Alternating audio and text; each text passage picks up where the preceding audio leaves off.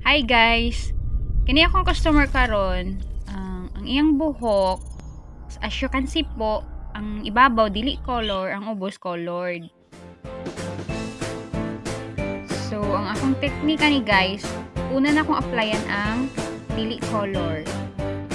Lahiun na akong apply ang naay color.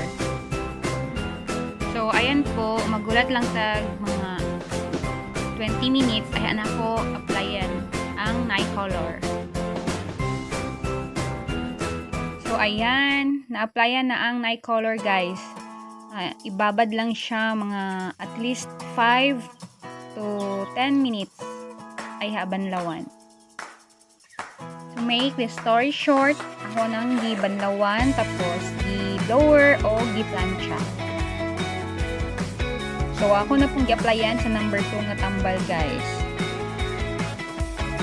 Babad at least 30 minutes o banlawan. Pag humagbanlaw guys, ayun og kuskus ang buhok og towel para dili na magtulo-tulo.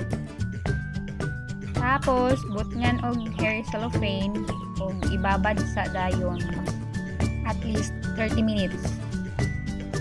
And then banlawan o syempre i-blower. So mauna ni ang resulta guys.